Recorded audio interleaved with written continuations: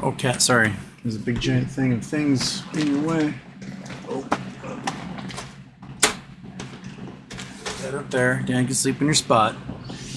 And hello! I think we're going. Welcome, everybody. Whoa, knocking baseballs around, cat. First show of the week. I've been just running ragged, and yesterday I think I slept about 90% of the day. Slept in the sunshine, slept on the couch, slept at dinner, slept at home. I finally got some sleep in me. I streamed the baseball game. I don't know if you could actually see anything from behind the fence where I had to set up the camera, but we lost. We got absolutely crushed. It was fantastic pitching all around. My team just couldn't make a play to save our lives. So we had 6 runs scored on us, all unearned. One of those runs was my fault because I dropped the ball at first base. I also went 0 for 2 with 2 strikeouts. But hey, at least I fouled off some pitches, which is the most I can ask for in my advanced age. The final pitcher of the game was throwing 94 miles an hour, and no one was hitting that. We're too old to catch up to a 94-mile fastball. I can foul off something that's in the 80s, but I'm not gonna even be able to think by the time the ball has crossed the plate. Anyway, missed the show yesterday because I fell asleep at like 8 o'clock, and I was planning on doing a night show, but they say you can't catch up on sleep. I think they lie. You can catch up on sleep. You just got to do it for like 36 hours straight. Anywho, Finger's been doing well. Bed Bath & Beyond still holding at 30-ish level. What else is happening? Duh. Let's see here. Yeah, Finger's at 439, so we're $1 away from like woohoo time, because all those shorts are at 536, I believe. Yeah, just stuff's happening, and I'm gonna click on this because why not?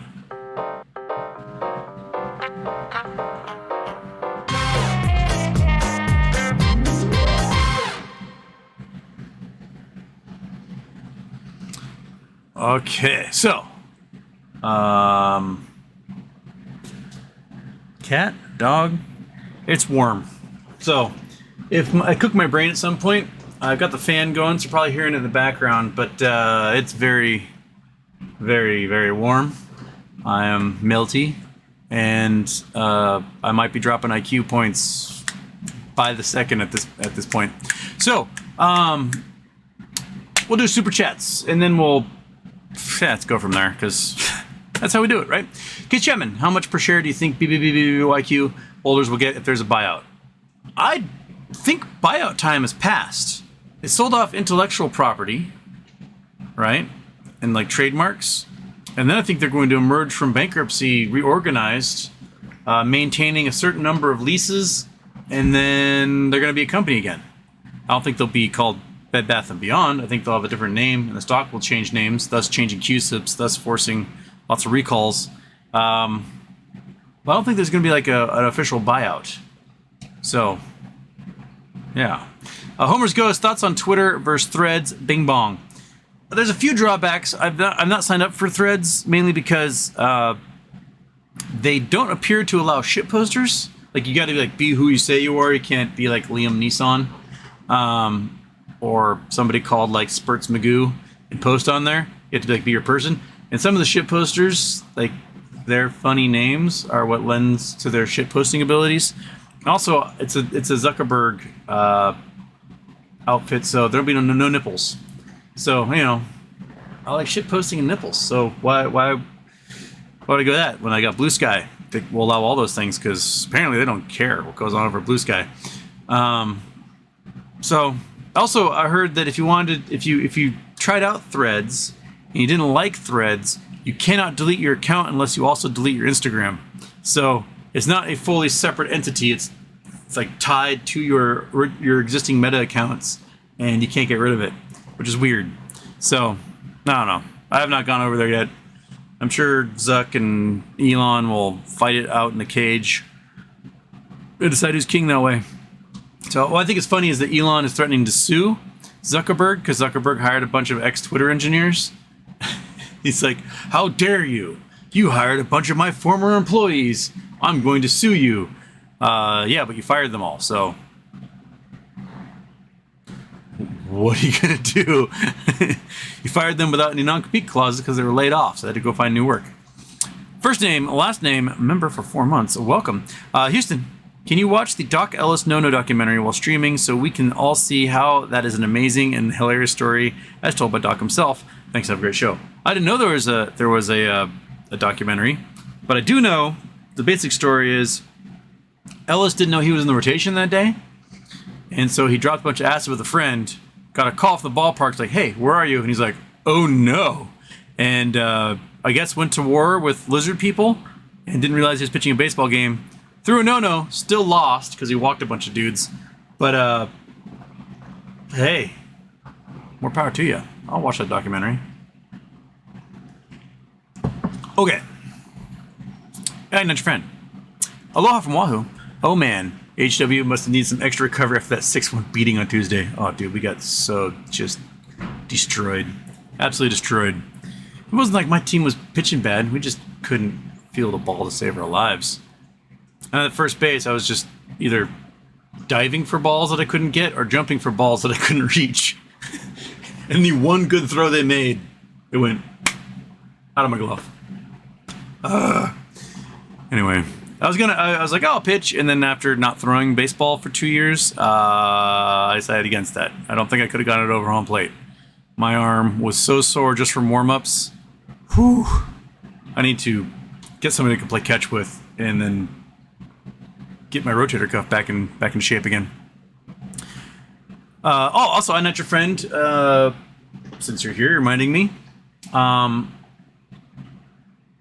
UPS has rejected the negotiations from their drivers. So it looks like the Teamsters and UPS drivers will be going on strike. It looks like at the end of the month. The demands for the UPS drivers are making, I don't think, are out of this world. And I think UPS is really stupid to not go for it. Here's how it works. When you've got an industry and you're going to essentially force all the people who make your industry work out of work, like they're gonna go strike, is you lose all your contracts. Everyone goes to FedEx, UPS, DHL, whatever. So you're gonna lose a whole shitload of money, and it's gonna be a lot of market share you can never get back, right? And if you do finally, get everyone to come back to work, and try to get back, you're gonna have to cut prices like crazy to entice people to come back and use your service. So what's going to happen is there's going to be a months-long strike of UPS drivers, and UPS is eventually going to acquiesce and give the UPS drivers everything they want in the first place, and in return, UPS is going to lose a shitload of business. So, towards the end of the month, I will probably be buying puts on UPS. If it's still looking like it's going to be garbage, like quick puts, like maybe weeklies or something. Just a shitload of them. What is UPS? What's UPS right now? Let's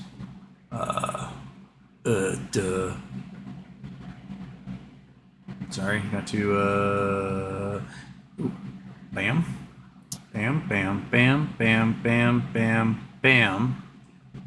Oh shit! Sorry, I just closed my window by accident. Open it back up. No, don't open up over there. Open up over here. There. Now I can go there. Get that. Clickety-clack on you. Click there. Open that. Okay. There. I've been doing this 500 million times. UPS options chain. Okay. Let's look at the UPS options chain here. The UPS, it's 179, so this gives a good chance for big old drippity drops. Okay, let's look at next week. All right, we're just doing weeklies just to see what the prices are for weeklies. And let's lay off calls, look at puts. So puts at 125, get them for $6, $3 at 140. Now that would be a drop of $39, Everyone goes on strike on the 31st, right? So it'd be the next week. When is the 31st? 31st is a Monday. Okay. So you buy a bunch of them on that Thursday. For the Friday, the price absolutely craters by Tuesday, Wednesday, because everything's on strike. Nothing's gonna be moving. Ooh, this might be delicious. Okay. So 2 cents at 152. Girl. So you can pick up for $1,000. Pick up 500 of them on a weekly. Ooh. Have those suckers drop. If it drops down to the 150 range, and you're looking at what's it at? So looking at $2 if it's in the money. So that's 200 times 500. That'd be pretty decent. Pretty decent indeed. $300,000. Okay. All right. I'm looking at. All right. If the strike is still going to be happening, that Friday the was it 27th, 28th? Friday the 28th. I'm going to buy an absolute crap load of puts on UPS. That's what I'm doing. As many as I can possibly gobble up with everything I have, because price drops off in a hurry on these suckers. Ooh, delicious. This type of thing that those dudes made millions and billions off of on SVB was they bought weeklies. Those things collapsed $200, and they made a fortune. They made tens of thousands of dollars every single one of those things, and they bought them all for pennies. So, okay, that's what I'm looking at. Keep note. Oh shit.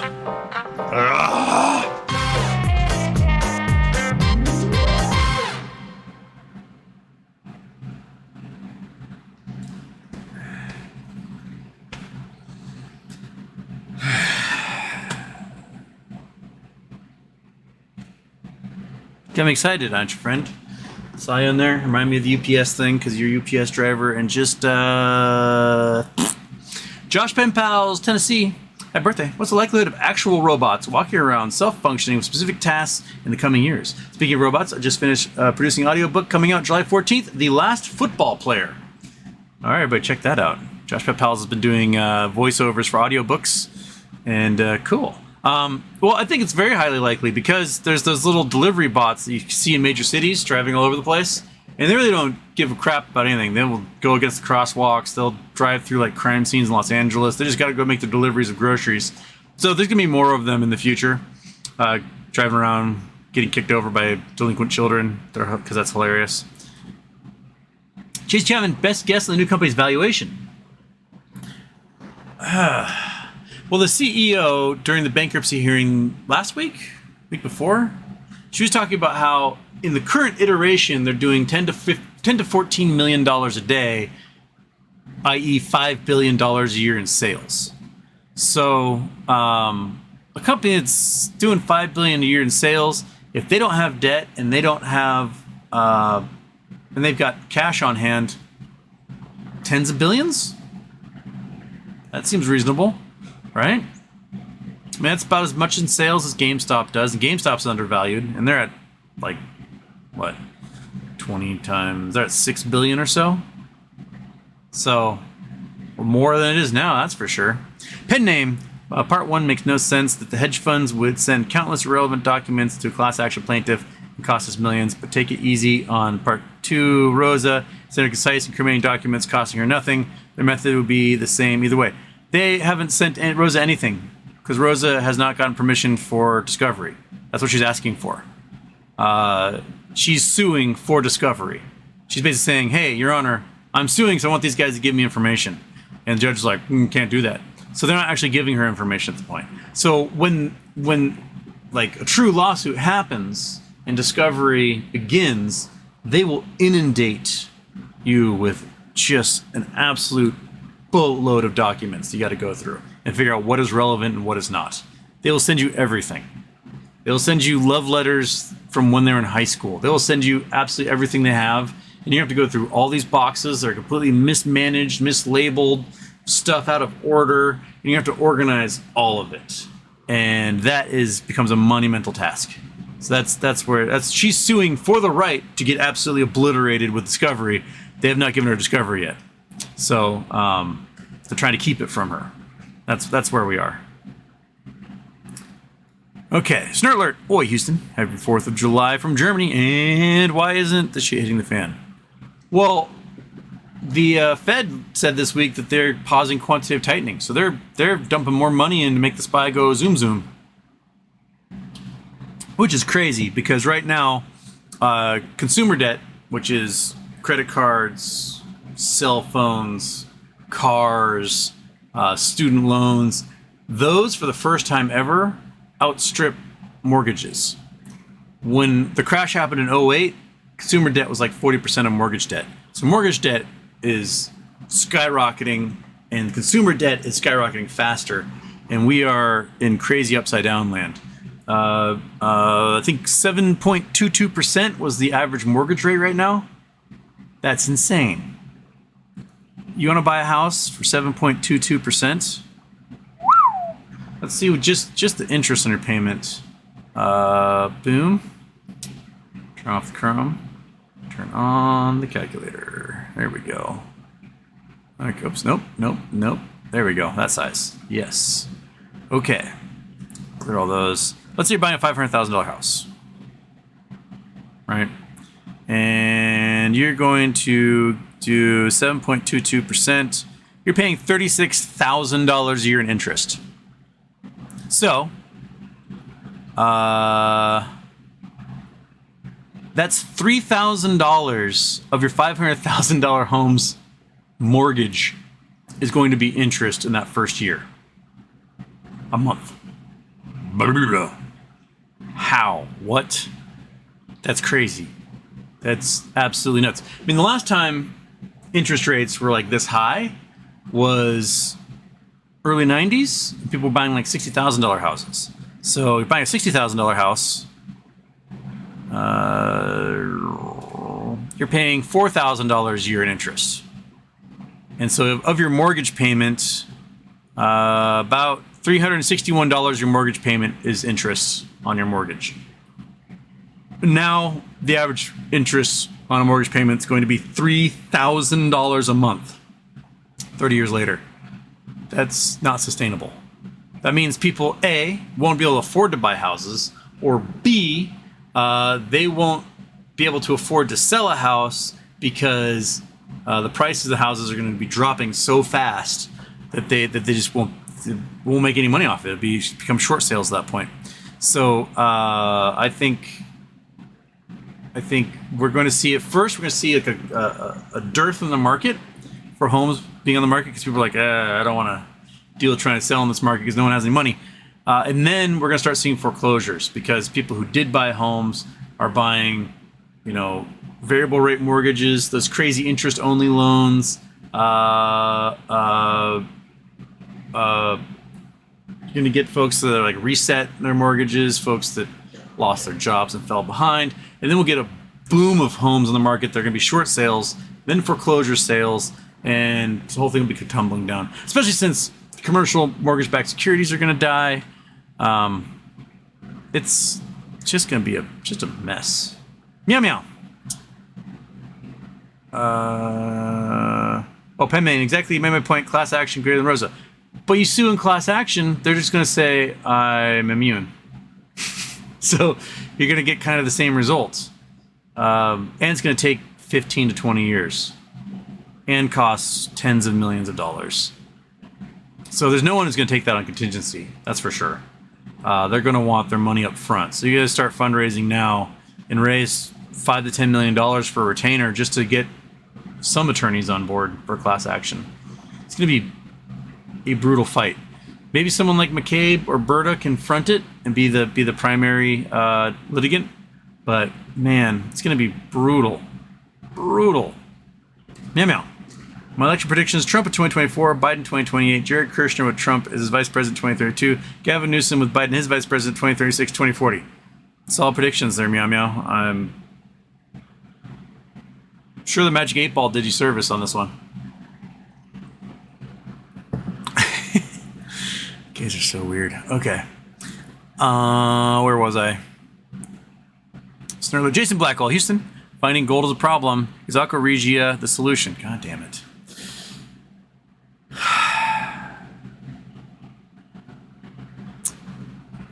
Kerry Jones, Houston. What up, Houston? I had a great time on vacation in Orlando. Have you ever seen wolf eel creepy? I've seen a wolf eel. Wolf eel. I've seen, oh, those guys. Those look pretty cool. So, images. I've seen moray eels. I mess with moray eels. Look at those things. That's a big old, well, that was like grandpa. Hey, grandpa. There's a big one. Japanese angler against ghoulish wolf eel. And they're kind of derpy, I'll be honest. They look like real derpy dudes. The morays are a little sexier. And morays are funny. Like, they're really funny to mess with. But, no. I'd say more derpy than creepy, personally.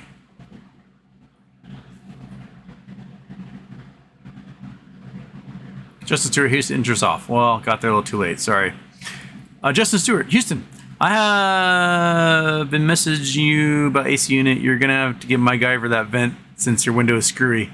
Make a low-grade bomb out toothpicks and come blow a hole in the wall. I mean, yeah, I can put a hole in the wall. Ultimately, I think my solution is complain about how warm it is in here. And then eventually when one of these stock plays pay off, in a way that allows me to get a war rig and have some left over, I'm going to put a forced air system in where the oil furnace is. And then life will be grand. I'll be warm in the winter and cool in the summer, and it'll cost me a fraction of what that stupid heating oil costs me every winter. And I can't run out.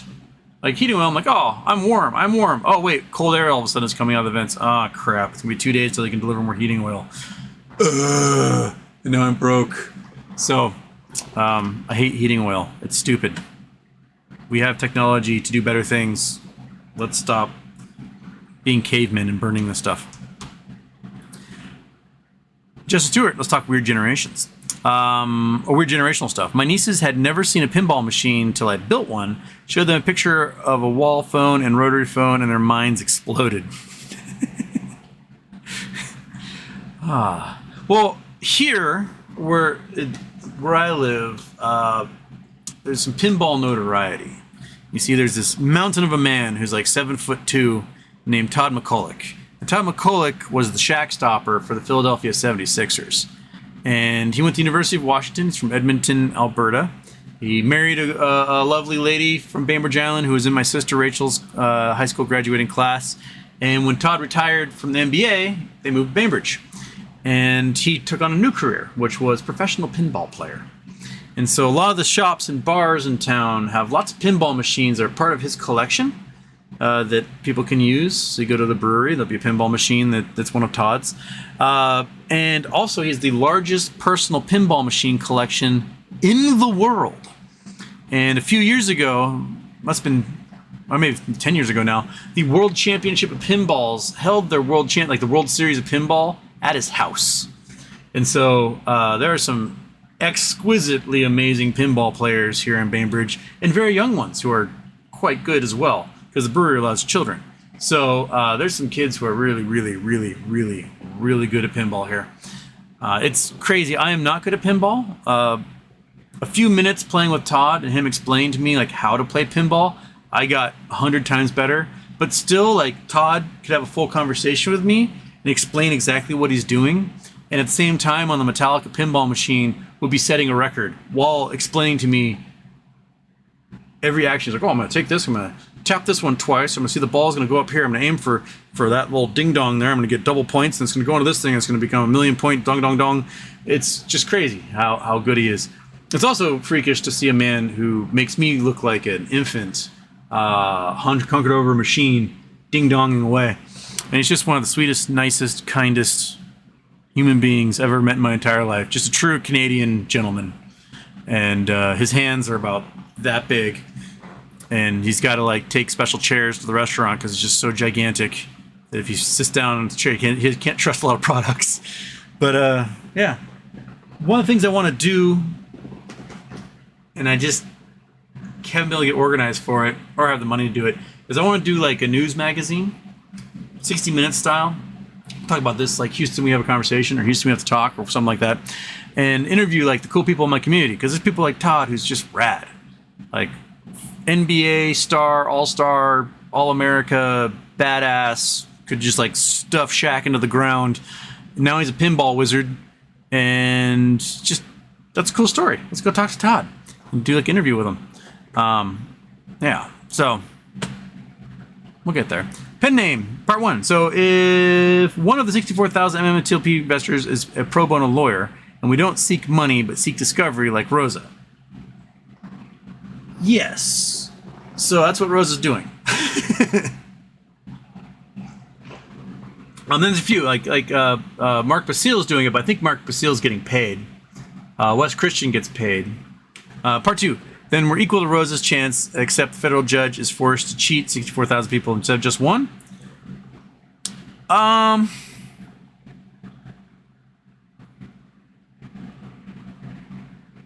mean, I don't know if the judge will care. If the president looking at it is FNGR can't be sued, then we won't go anywhere, and they'll have to appeal just like Rosa's doing now. Essentially pro bono. She's doing it, representing herself, but kind of doing it for, like, you know, the rest of us. I'm not sure if we'll go anywhere. If you're gonna do a class action suit, my guess is that you wouldn't include FINRA as a party in the suit. You would include perhaps the SEC and all the brokerages that allowed naked selling of these securities. So you'd be suing the brokerages. That might lead to settlement offers.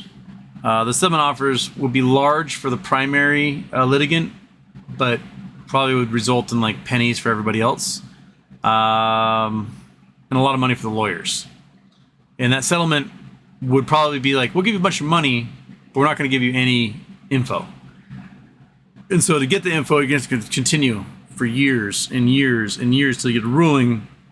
When the judge finally says, okay, give him the info. Or says nothing, says don't give him the info, and then you got to go to like the appellate court and stuff. I think the prudent thing is to see what comes out of Florida. And granted, that's going to be months away. My guess is that this judge is not going to read what Rosa wrote and going to agree with FINRA again. And then then she's going to have to appeal. Where did I play on my little doodad and I dropped it? Where'd my little doodad go? Cat? What the hell? I have my fidget spinner thingy and it's gone now. I just flew out of my hand. Oh, well, I'll fidget with the baseball while I talk. Okay.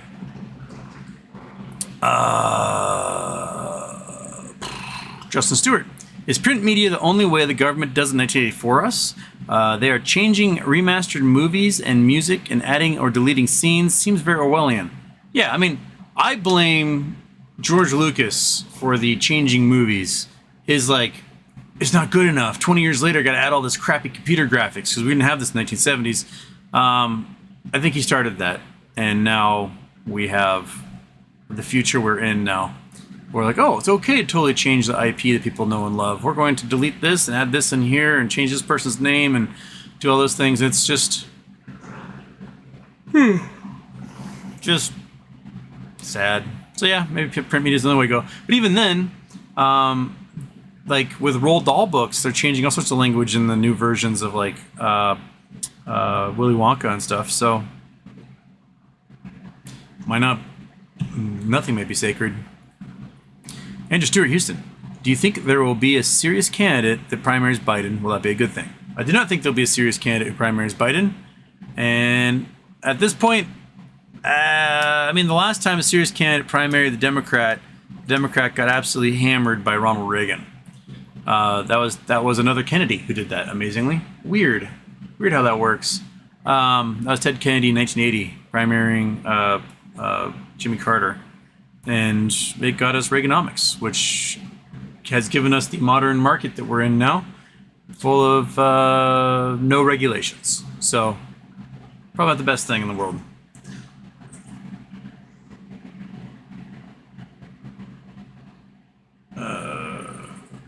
Oh, sorry. Messages for people. Okay, word.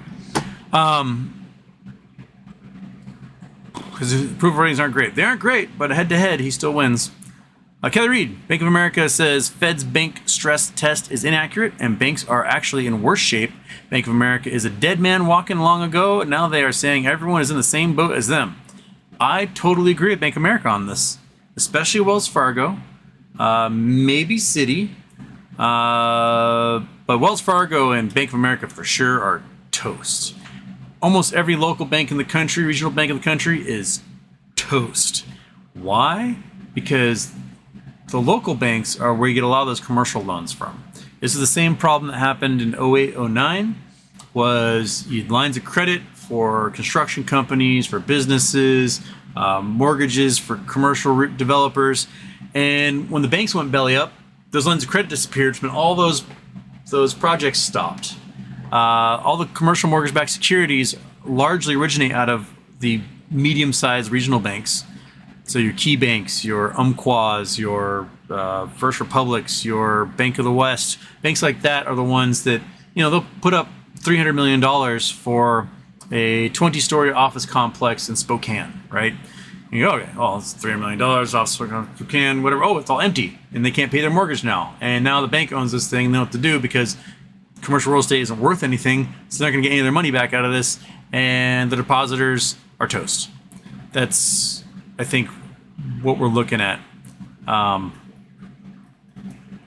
hey, if you yourself want a 20-story office complex in Spokane, you're going to get one cheap. Iggy was showing me there was a pretty big former government office building in Albuquerque that was selling for like pennies right now. So, hey, that's our future here. The documentary is less than 5 minutes. Okay. All right. First name, last name for Doc Ellis's no-hitter. Word. I'll check it out. Kelly Reed, Fed is calling for mild recession. Remember when they said inflation was transitory? Do you think it'll be much worse than mild? Well, in 2007, they said the Fed is preparing for a soft landing of the economy. And in 2008, it did not land soft. In 2021 and 2022, the Fed says they're preparing for a soft landing of the economy. So we know that it's going to crash and crash hard. Andrew Stewart, I'm going to get a membership here soon. Can you tell us the perks of each level? Is there a secret handshake password for members in Executive Club?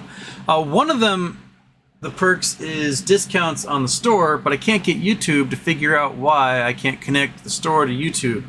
So at the moment, you're just, paying some extra membership out of the goodness of your heart. Maybe get what are the membership things? I thought they were on there. Let me just click there. Got to go to there. Go to this one.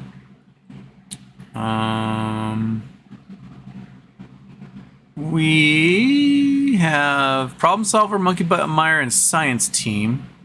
And what are the levels? Problem Solver, get loyalty badges, priority reply to comments and member shoutouts. Monkey Butt Meyer, you get early access to new videos, members only live streams. And Science Team, you get all the above and discounted merchandise. So, and exclusive members only videos when we get those suckers going. And those are the 3 levels. Yes, please join. I do I do the shows 3-4 times a week for a couple hours, but I do spend seriously 8 to 10 hours a day answering your DMs. So I try to answer every single solitary person that messages me. Even if you're messaging me hate mail, I'm still going to answer you. It might not be kind, but you will feel worse about yourself. And I read and I read, and you guys send me so many articles to read, and I read every single one of them. It may take me a while. Videos are harder to do. Sometimes you guys watch this video and the video is like 5 hours long. I just don't have time. So like if you're gonna send me a video, send me the timestamp for the part you want me to watch, because I don't necessarily have all the hours in the day to do that. So there's a lot of reading that goes into this show. You guys ask me about anything, everything and anything, and a lot of stuff I end up having a passing knowledge on because someone sent me an article and I read it, right? The things I'm like, I've never heard of that. I've got to go back and I got a homework assignment. I got to go read about that thing now and learn about it so I can talk about it later. It's a lot of time. It's a lot of reading. So by all means, become a member. Help support Houston's reading habit. He's got to read a lot. I've got 47 members at the moment. Thank you, all 47 members. But click that little join membership button, subscribe button, and help support Houston's reading habit. He needs it. For sure. Okay. Where was I? That one. That was Andrew Stewart. That was Bank of America one. That was first. Okay. Recession one. Faster. Happy birthday. I think I'm the lucky viewer that gets the mythical effed up last sticker. Feels bullish to me. Thoughts on my BBQ January 24 50-cent calls. I have the mythical last sticker right here. We shall find out who it goes to. I haven't gone in the mailbox yet. But anyone who sent self-addressed stamped envelopes, you are getting Valpak coupons for, my guess is, a company you will never see in your entire life in whatever community you are living in. So, a good luck to you all. Kellerus, considering the extremely expensive healthcare and education. Oh, sorry. Yes, the big calls. I've been trying to get 50 cents for August 18th because I think this thing's going to pop before then.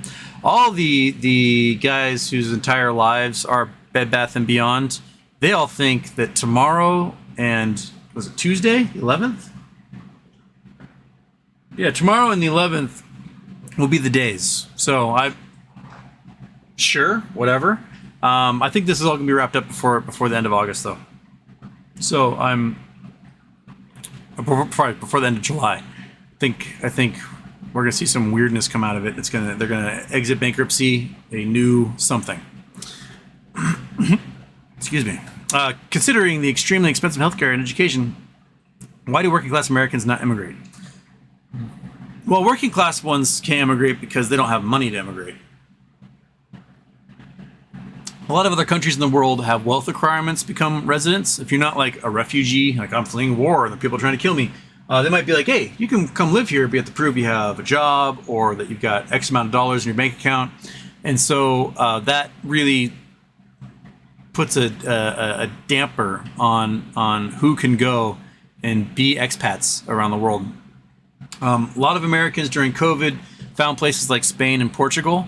And now Spain and Portugal are like, will the Americans please leave? They're pricing us out of our homes. Because I don't know if you saw the 30 most expensive cities in the world list came out, and like 20 of them are cities in the United States. Seattle was number 4, I think, in the U.S. and like number 14 in the world. It's now above Los Angeles. Seattle's more expensive cost of living wise than Los Angeles. So it's New York, Honolulu, San Francisco, Seattle were the top 4 U.S. cities. But we go to a place that's like living in their good life and have a comfortable life, and we see like, oh, homes are only $100,000 here. I'll take 5. And then the people in those countries go, because then we turn a bunch of Airbnbs and we destroy their countries like we destroyed our own. So that is what we do. Now, people who work, online, they do like tech work and they do work online. They can work wherever. They don't care. They'll work in Malaysia or Thailand or Sri Lanka. As long as the internet, they don't care.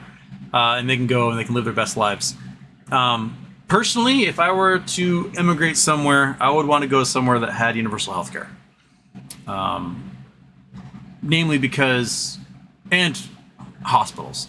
Like I know people that move to, like, in retirement, move to like Costa Rica. Costa Rica has a pretty awesome healthcare system for their country. but access to medical care isn't that great in a lot of places the expats go. They move to these communities out like on the Tules and the coast, and it might be a couple hours to get to a hospital. And when you get old, you know, a bad fall, a heart attack, stuff that's like really time sensitive, it can be difficult to get that person to the hospital they need to get the treatment they need. So as, you know, the skin horns get longer, the wrinkles start to appear, more gray comes out of my face and everywhere else.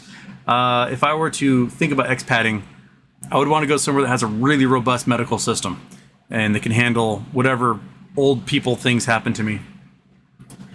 You know, and I think about it, like my mom bought her basement condo, namely because it had a ground floor entrance on one side of the building that didn't involve any stairs. And she's like, hey, I never want to move again. And I want to be able to like go from my car into my apartment and not have to climb any stairs if it goes to the point where I can't climb stairs anymore. Which is incredible foresight because she lives in like a building that's 3 stories. So she's in the ground floor and then there's 2 floors above her. And every year, some retired couple in their retirement that buy like the 3rd floor condo. And they last about a year and a half before one of them goes like somersaulting down the stairs or has a bad fall and they can't climb the stairs anymore. And the wife is too tiny and the husband's too large. She can't help up the stairs and they gotta like go to assisted living place. So, you know, I gotta think about those things. You know, we all age, we all get older. Might be like young and robust, still playing in the charity 4th of July baseball game right now. But 20 years away, you know, you could have a bum ticker. You could snap a hip. You could do all sorts of things so you got to think about like, where are you going to go? What are you going to do? How are you going to pay for it? It doesn't take much in America to wipe out whatever savings you have. I was just reading about this family, husband and wife. The wife's cancer treatment, like 4 months of the cancer treatment wiped out all 20 years of their retirement savings. Just gone like that. That's America.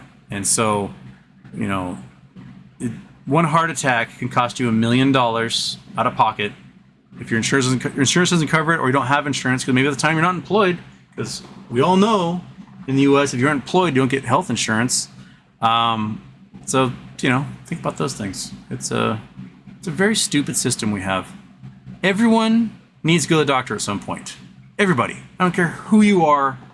At some point, you're going to end up in a doctor's office or a hospital getting treatment because we are fragile little sacks of meat and water, and, you know, we're very breakable. We can fall down and break ourselves. We can bonk our head and break ourselves. We can slip on something and break ourselves. We can get hit by something traveling fast and break ourselves. We can be in something traveling fast and hit something and break ourselves. We can have, you know, our own DNA try to murder us. Why we don't have a system in place that guarantees the treatment of the citizenry without also bankrupting us. Remember, 76% of bankruptcies in the U.S. are medical debt related. That's just a stupid system we have, and we can do better. Javier Martinez has become a problem solver. Thank you, Javier Martinez. Welcome. Now we got 48 subscribers. Fantastic. Welcome. Okay. Kettle's going off. It's been going on for about 30 seconds now. So this is where I message his roommate and I say, hey man, where is he? Here. I say, boiling. And then he takes his headphones off. And there we go. All right.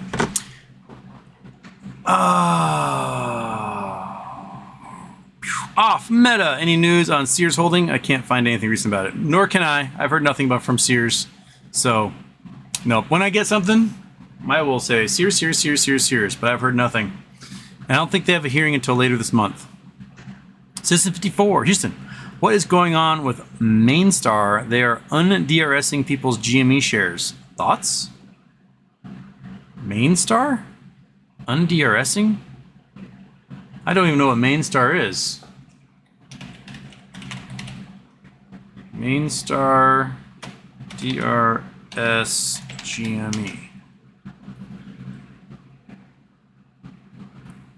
DRS, your IRA.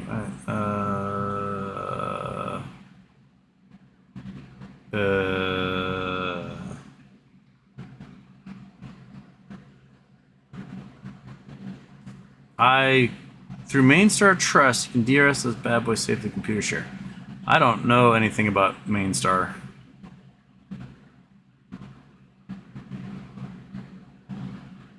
Not a clue. Maybe they never DRS'd them.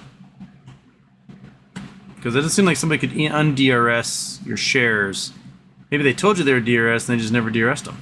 So, I don't know, Citizen 54. I have no idea what would even be going on.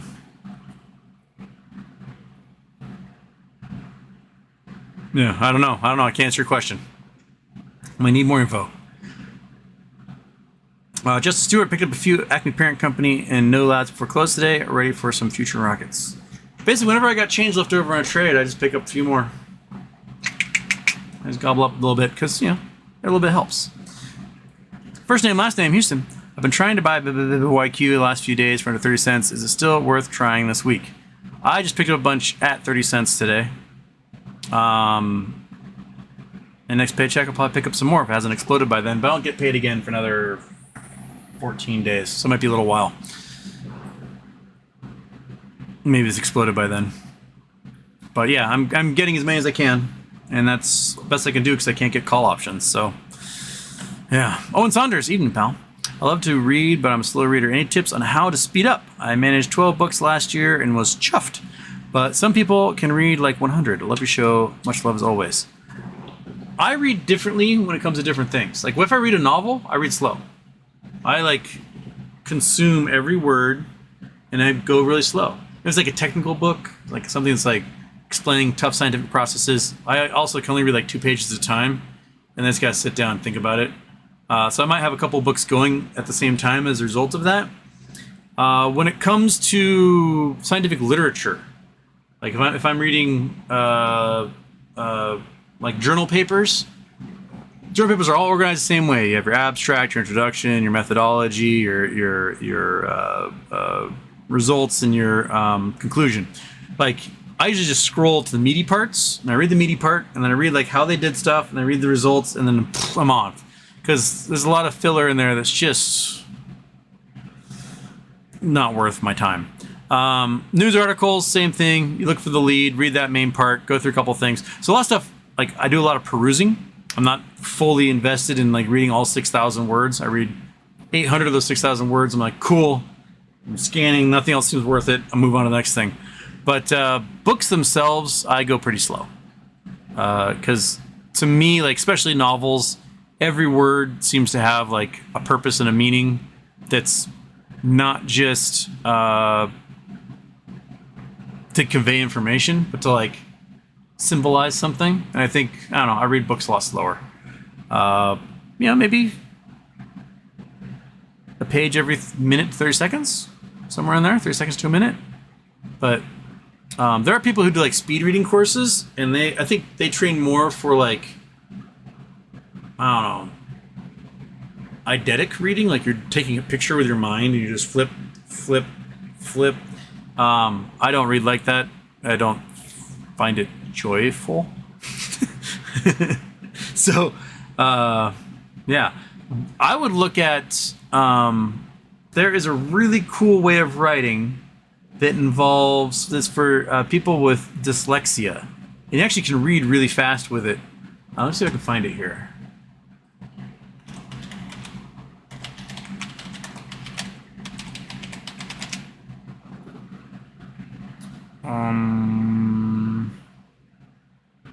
That's what I want.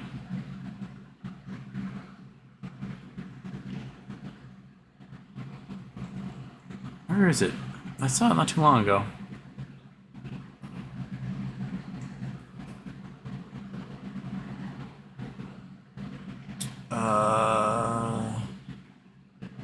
What's I'm looking for? There's a couple of typefaces that help dyslexics, and no, that's not the one I'm looking for. It's really simple. It's just like you make the first part of the word bold and the second part of the word's not bold, and you can read really, really, really fast with it. Where is it? This is give me fonts. I don't want font.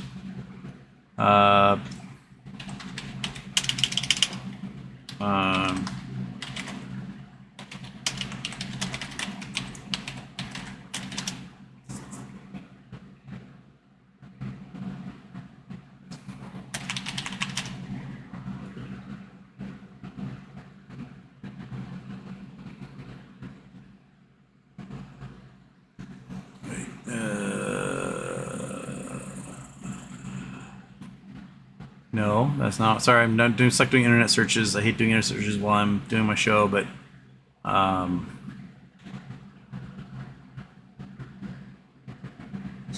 saw it on Twitter, so I know I'm going to find it eventually. Oh my gosh, you guys are Google's no help here. It's like 2 years ago that I saw it.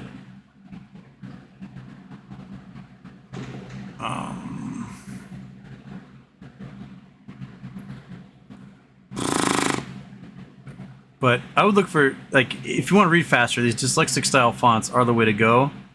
But I'm not finding the exact one that I want to talk about. That had like bold first chunk of the word and then not bold second chunk, and it made it really easy to read. Really fast too. And I'm not dyslexic. I'm calclexic, but I'm not dyslexic.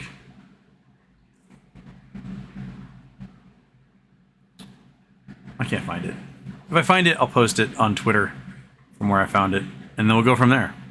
But, you know, book a month, that's about a book more a month than most people read, so you're already ahead of them, Owen. Okay, the rest, geology rocks, but geography is where it's at. Don't take my shit for granted. J-Dog, no idea why Party City was up 41% today? I mean, last week someone's like, is Party City dead? And I guess not. And we aren't even into Halloween yet, so,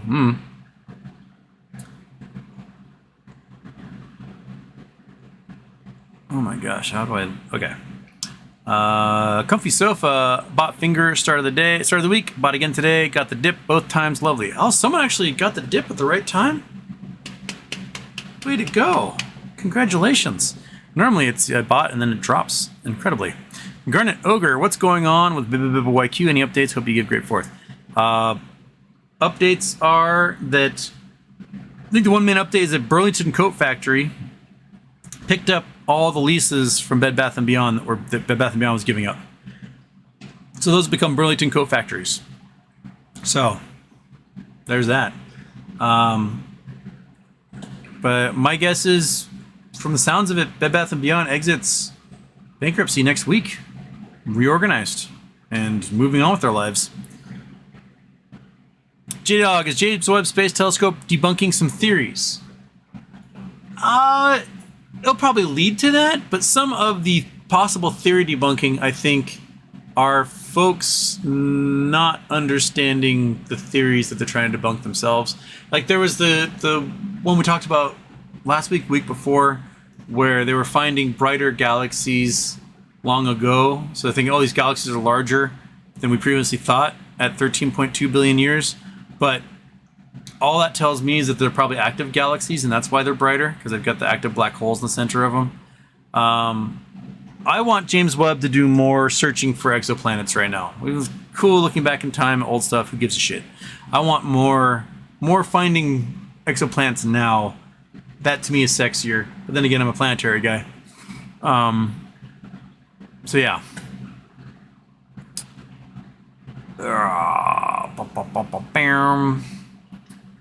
Different Lime, Houston, how long do you think before NVIDIA starts to collapse their massive rise in price from AI nonsense and traces back down to 150 area?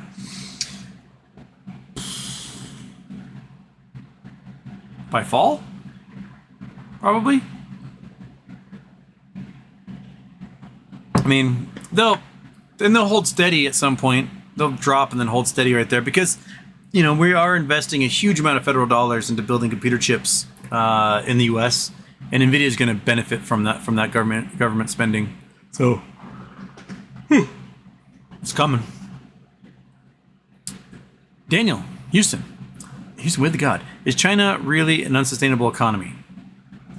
Yeah. China's economy depends almost solely on the import of U.S. dollars. 1/3 of their economy is real estate, and real estate is toast in China. Their country is shrinking in population. In the next 50 years, the population will be half of what it is now, which means real estate is going to be even worse. And they're not the type of country to welcome immigrants. And so unless you have a country that can take in millions of immigrants every year, your population is going to be sustainable. That's what Japan's run into. So Japan's had stagflation for a long time as a result of not being necessarily very immigrant friendly and having an older, dying population that's not replacing itself. So it's, I think China's gasp right now is to get enough little pieces of the pie around the world that they can be sort of a post-colonial debtor nation. Kind of like what the U.S. was doing after the Marshall Plan, was that we put these economic hitmen all over the place. We gave them money for them to pay us that money back to build infrastructure that we then owned, and they had to like pay off debts as a result. And I think that's what China's going for, because they know that the population is shrinking, and that if they actually open up their economy truly to the world and allow a free flow of capital back and forth, all their billionaires, just like Russia, will just peace out and be gone. And then China won't have the economic backbone to sustain themselves. They'll get bled dry by the billionaires, just like in Russia, and they'll be that. Pen name, part 1. Mainstar will no longer process requests for DRS shares of any investments currently. Part 2, held in a DRS position will be moved to Mainstar's DTCC. Why? Because SEC, DTCC are trying to hide DRS ability to expose crime. So it's not that Mainstar necessarily was un-DRSing, it's that they aren't allowing DRS. And they're requesting that shares that have been DRSed through them to computer share to be moved. Interesting. That seems to defeat the entire purpose of DRS. Maybe that's how they solve their liquidity problems.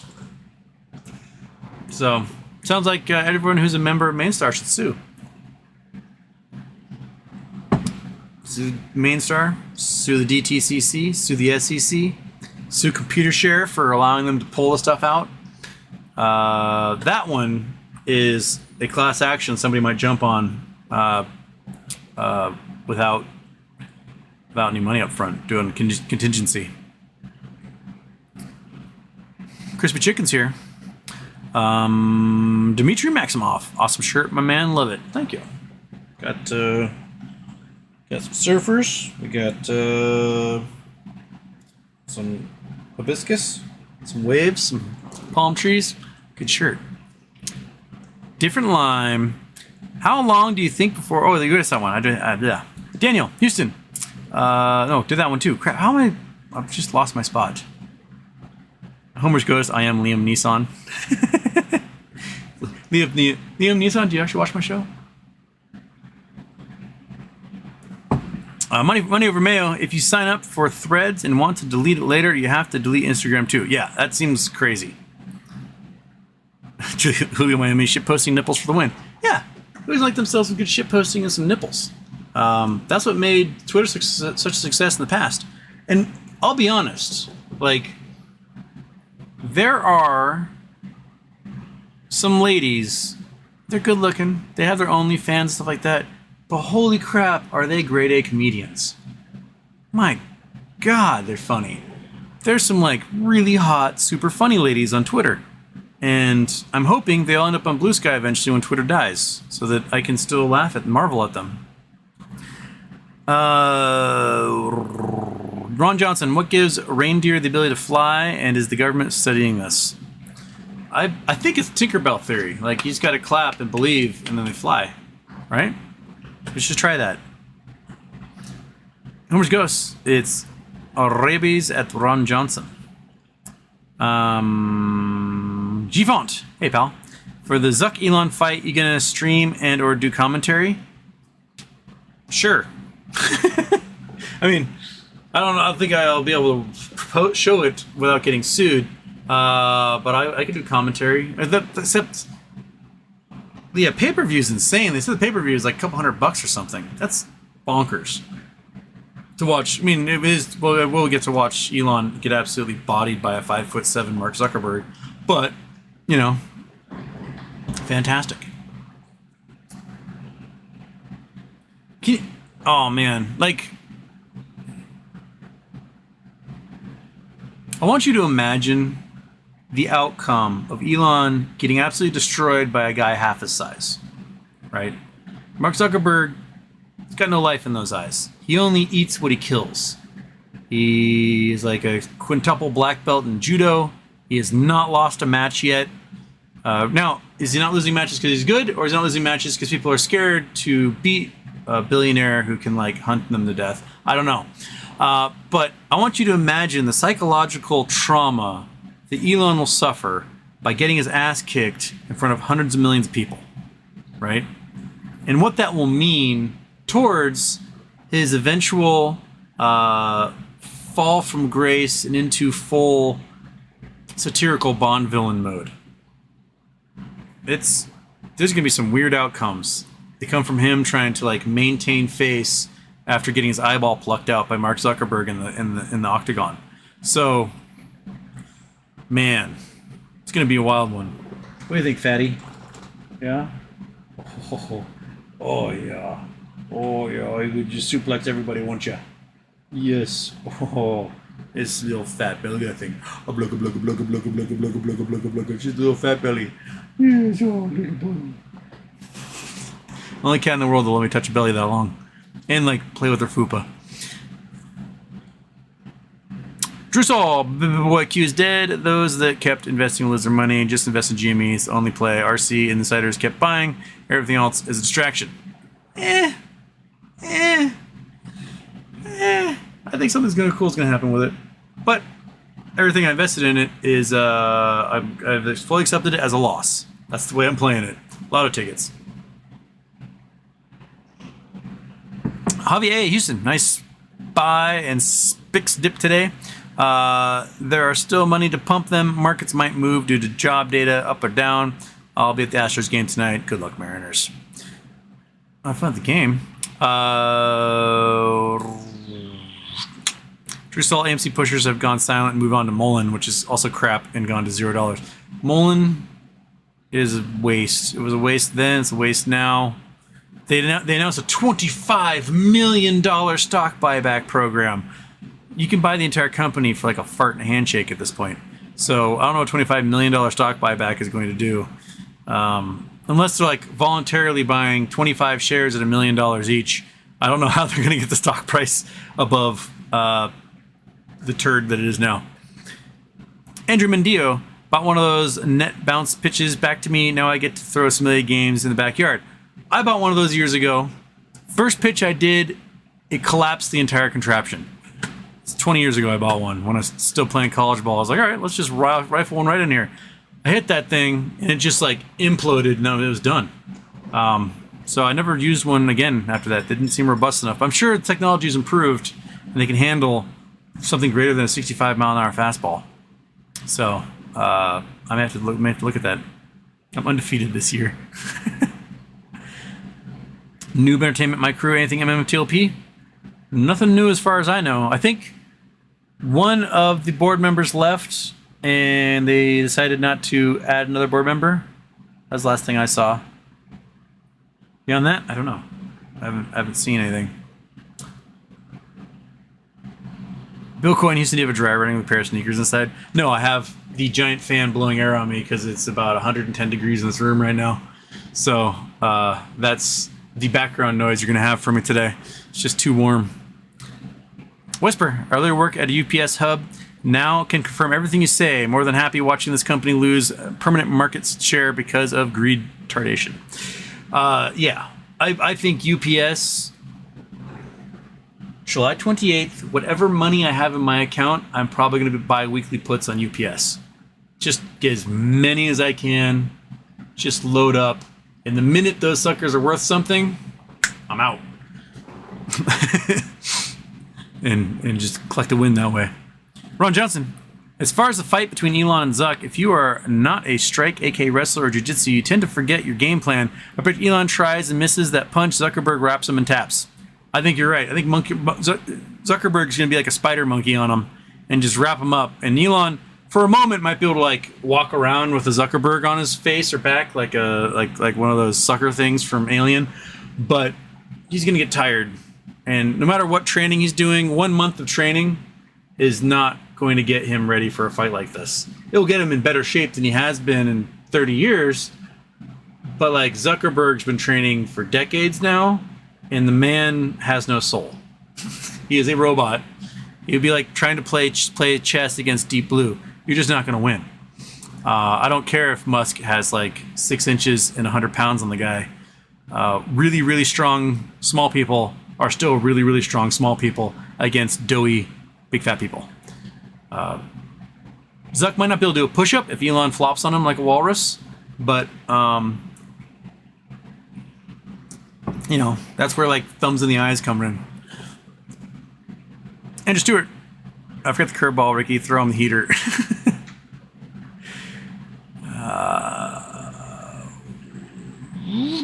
Well, there's a double intro. I am 50 minutes behind. Cool. Good job, Houston. Lord Jameson, heard you talking about visiting wave entry by lottery. Can't find it. Future dates online in person day before. If you win entry pass, let me go with. I've been trying off yours for years. Wave entry? You mean enchantments? Enchantment Lakes? That's when I was talking about lotto entry. Wave entry. Living in Vegas. If I win entry, I'll invite you. Wave entry. Wave entry? Wave entry? We're talking about wave entry. Wave entry. Lord Jameson, do you mean to write wave? Visiting the wave entry by lottery. Wave entry. Wave entry? Oh, the wave. The wave in Arizona. Ah. The wave. Yes. Okay. Duh. You're talking about the rock formation in Arizona. The wave. Yeah, I have not been yet. I would love to go. It looks cool. But yeah, you have to get a permit for it. And I think Coyote Buttes in the wave. Let's see here. Wave's premier photographic destination, U.S. Southwest, located in the Coyote Buttes area of the Utah Arizona border. In addition to the wave, Coyote Buttes North contains many other spectacular rock formations. Okay. There's a well-preserved collection of dinosaur tracks less than 200 feet from the trail. The tracks are easy to find. Most guides include them on tours of the wave, although uninteresting photographically. If you've never seen dinosaur tracks, stop by them on your hike to the wave. I know there was dinosaur tracks there too. Permits. When you visit, you need to get permit in the area. Coyote North. Online permits and permit information can be obtained through recreation.gov. At most 64 people, 16 groups are allowed into Coyote Buttes North, whichever comes first. Permits for a total of 48 people, 12 groups maximum, are issued via online lottery, held every 3 months in advance. Permits for another 16 people, 4 groups maximum, are awarded via online lottery held 2 days in advance. Okay, so it's lottery on recreation.gov to be able to go. Noted. Kitty cat, you want to join that lottery? Oh, yeah, you stretch it out? You know, oh, little huggy face. Yeah. Oh, look, do. Your little buddy. Oh. Oh, scratch that butt. A little butt scratch. Is that good? Oh, yeah. Oh, you got a good butt scratch. Noted, Lord Jameson. Entry for the wave. I get it now. All right. I thought wave, because you made wave entry one word. I was like, what was a wave entry? Whisper, USPS hates its own employees is nuts. Yeah. Second intro, shipped by UPS. Ron Johnson, happy birthday. Not to brag, but I made 6 figures last year. It was also named worst employee at the toy factory. Avocados. Tadulius, happy birthday age. What is the path and the material to start reading to get into geopolitics? Start listening to you and Peter Zien and got hooked on the topic. Want to get better. Ooh. The Economist, for one, and foreign policy. Like, if you're going to read like current events, The Economist and foreign policy. English version of Le Monde Diplomatique. I can't read the French version fast enough. It'll take me, and it's like this thick. But Le Monde Diplomatique, The Economist, and foreign policy. Those are probably the 3 big guides to do. Maybe Financial Times. Maybe those 4. Love the Diplomatique, foreign policy, Financial Times, and The Economist. Yeah, whatever. As far as books go, I do think it's good. You start with some like local politics stuff. You can read like old Molly Ivins books and go, oh, this is how certain things are connected. But then you can read books like Blowback about the CIA trying to do different things around the world and have it blow up in their face. All hey, let's fund the Mujahideen, and then all of a sudden we lose the World Trade Center and part of the Pentagon. And that kind of gives you like an idea of how this stuff starts to correlate. These Haunted Lands is a really good one. The Haunted Land. This one. This book was a Pulitzer winner. Came out after the fall of the wall. Gives you a fantastic history of Europe during communism and post-communism. Just a phenomenal read. It won the Pulitzer for a reason. Tina Rosenberg hit it out of the park with this one. I highly recommend it.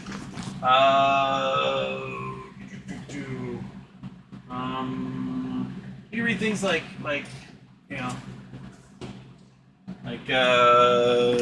Blind Man's Bluff. You can read about like submarine espionage and like how we spy on each other. Those was great. What else do I have up on this shelf? Would be good.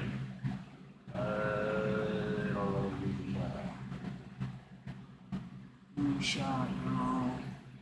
Like you can read about things. There's good books about like important moments, like Moonshot. You can read about how the space race happened and between East versus West and those lines.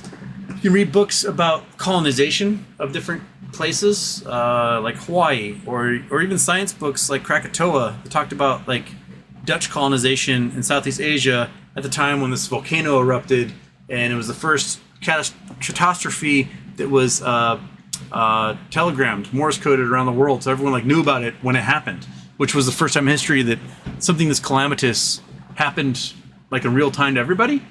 Normally it'd take weeks or months for information like that to arrive, and then it'd be like word of mouth by then. But no, like this mountain just blew up and just wiped out 35,000 people. Holy shit! The tsunami was gigantic.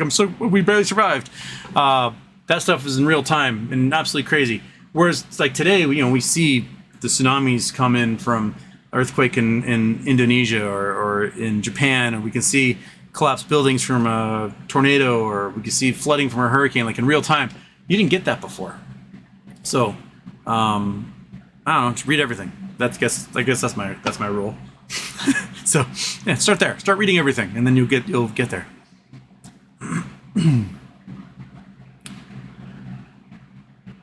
Bill Coyne, Wall Street Journal article, people are buying new cars at record volumes regardless of price, anything and everything selling. Yeah, and repos are insane right now. Absolutely bonkers. So, I don't know how they're doing it. 15 to 20% of all new car sales have a $1,000 a month payment. What?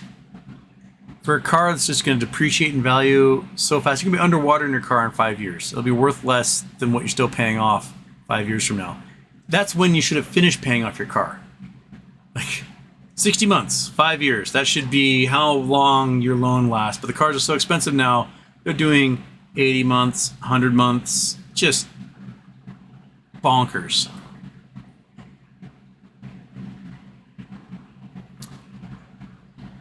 Fern Marquez, finger getting ready. Faster. Have you ever read or heard anything by Peter Zian? He's a geopolitical analyst that believes China has lied about demographics for years and will collapse this decade. I have not particularly read that, but I have seen several documentaries on that specifically, basically showing that China has been lying about a lot of their expansion infrastructure and yeah. So one of the problems China has is that they might have great infrastructure now, but it's tofu deng construction. Tofu deng construction is a term that Chinese use for like really cheap construction practices. So one of the trains they built was this maglev train that could travel 400 miles an hour. And so I think it's 1,500 kilometers long. and there's a certain grade, what they call the homologation or whatever of the concrete they have to use, and a certain quality standard for the concrete that gets used, because when a train like that does like a bank maneuver, it puts so much stress on the structure itself, you can't have it rattle apart, right? We learned that with Ocean Gate. You know, if you don't have the right materials and you're putting constant stresses on these things, you're going to kill somebody. And a train going 500 miles an hour on an elevated track is going to kill somebody if the elevated track is built with crappy components. Well, it's 1,500 kilometers long, and they only had enough of the good concrete for like 15 kilometers of it. So there's 1,485 kilometers made with far inferior concrete that's prone to becoming brittle with age. It might end up be the kind of rebar in there. So if rebar oxidizes because the concrete becomes brittle and lets in air, then the rebar expands, further cracking the concrete. And so what you're going to have is you just counting down the days until you have a catastrophic accident at one of these turns. They're undergoing just an insane amount of force, and the whole thing just crumbles, and the train flies off at a tangent, and then everyone on board dies like a plane crash. That's a big problem. You know, there's talk about like the Three Gorges Dam, which is the largest hydroelectric dam in the world, being built with inferior concrete and already showing signs of deterioration. If that thing breaks and Three Gorges Dam floods, you probably kill 100 million people. How many people are downstream of Three Gorges Dam?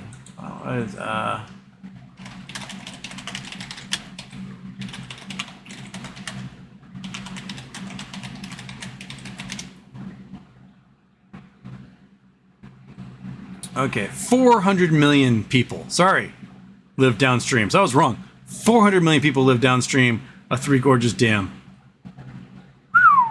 It'd be the biggest non-pandemic disaster in history if it goes. Okay. Let's see what this article is about. Effective altruism forum.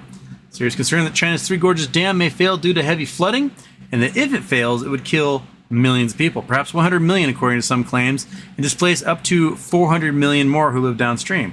It would arguably be the biggest non-pandemic disaster in history and have devastating second-order effects, including exacerbation of the coronavirus, famine, nuclear radiation worse than Fukushima, further instability of the Great Power Dynamics, and global economic depression collapse.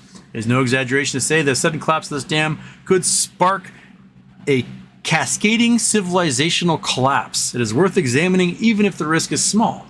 From the National Review, China has been suffering through record rains the past weeks, leading to the worst flooding in the country in decades. There is little relief in sight. The Yangtze River is now above flood level, according to China's Ministry of Water Resources a few days ago.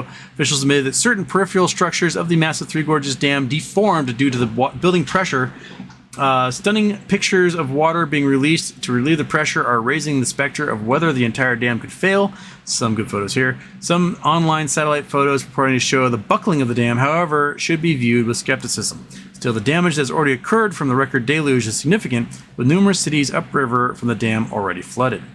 All that would be dwarfed if the Three Gorges Dam failed. The dam was built from 1994 to 2006 at a cost of $31 billion, displacing 1.4 million people for its construction, precisely to lessen the risk of devastating floods along the Yangtze, a perennial problem in China since ancient times. The river's basin accounts for nearly half of China's agricultural output, and it runs through major cities such as Wuhan with 10 million people. Chinese authorities have already evacuated 38 million people downriver from the dam. So when was this article written? This was July 2020. So, while outright failure of the dam may not be the primary danger, nonetheless, as geopolitical consequences are staggering to contemplate, it would be a black swan of proportions. China's Chernobyl moment, a tsunami-like wave from a breach of the Three Gorges Dam, would wipe out millions of acres of farmland right before autumn harvest. It says it's summer of 2020. So, this is from 2020, talking about the what Three Gorges damage can do. And yeah, apparently it was built with really crappy concrete, because they use more concrete than like any structure in existence. They just kind of try to get it from wherever they could, and all of it was built with quality, and all the steel rebar was built with quality. And you know, we saw what damage of what flooding a dam can do when they did the one on the Dnipro in Ukraine. That is a fraction of the population. That's like 500,000 people. So, yeah, I think China's big undoing will be poor construction of infrastructure and a lack of maintenance on that infrastructure. And, you know, and the lack of maintenance will come from the fact that the population is getting smaller and smaller and smaller. And when you end up with ghost towns, there's no one around to maintain things in a ghost town, right? That's why ghost towns are completely dilapidated, because no one's there to make sure that, like, you know, the door stays square and the foundation remains in place and the roof gets fixed. That stuff doesn't happen. So if people aren't there to maintain this stuff, you're going to get disasters coming. ARM 2. What's your price range in GME? I mean, like, for MOS, gajillions. Name your price, man. Chris Taylor. Gulper Eel is real creepy too. Recent rare spotting was in the news recently. Oh. Snurlert. Oi, again, Houston. Next bridge issuing a divvy. How likely could this happen, let's say, next 2 years? Not likely at all. It's not a cash divvy anyway. They might be able to offer some weird divvy, like a crypto coin or something. But for next bridge to offer dividend, they have to sell the oil fields or start producing oil. One or the other. That's it. So if they're not doing one, they're going to do the other.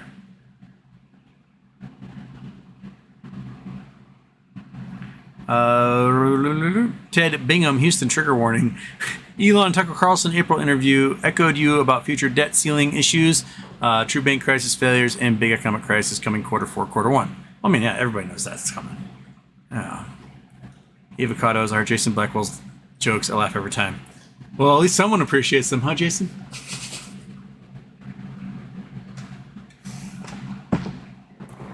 Okay.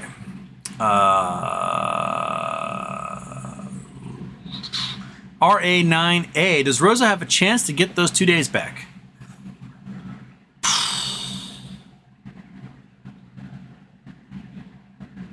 With this judge, not great. With the appellate court, I think much better. I think Judge Hinkle in Florida just isn't reading what Rosa sends him. Or his clerk isn't reading what Rosa sends him. The clerk writes an opinion, judge goes, yeah, whatever, stamp. I'm old. That's what I think. I don't think this judge is curious enough to go, this is interesting.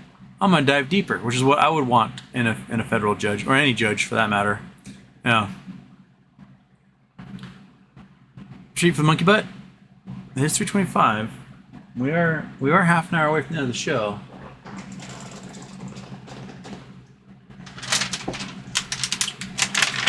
Oh, there she is.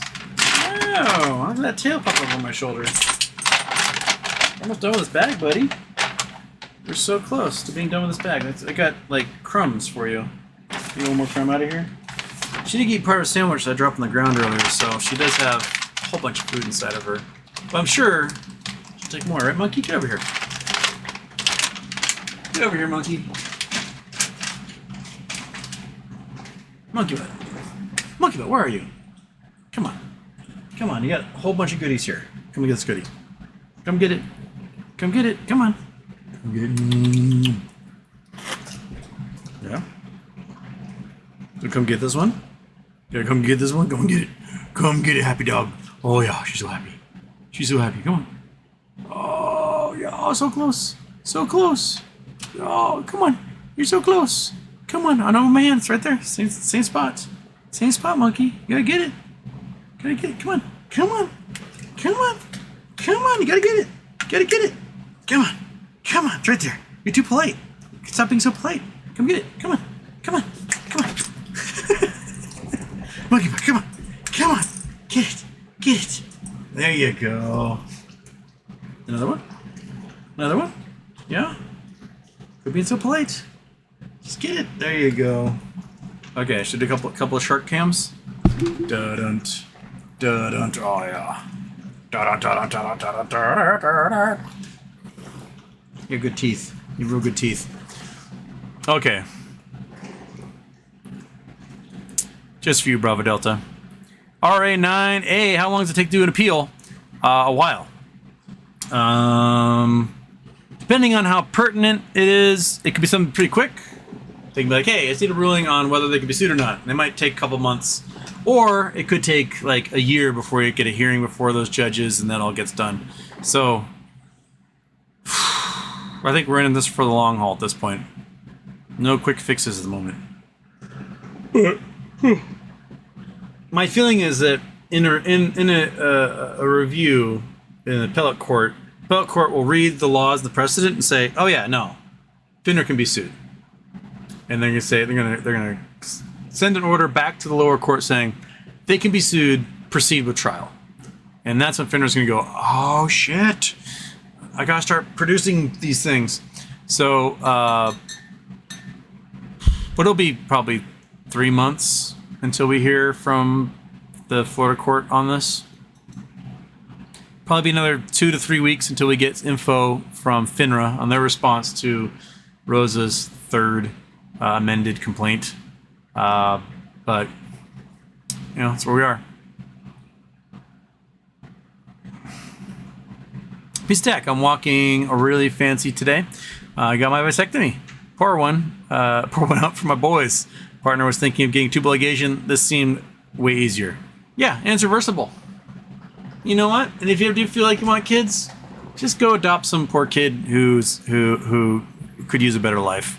That's like I don't need any of my own. I can go find some poor war refugee or some poor kid who had some crappy parents and like give them a good life, right?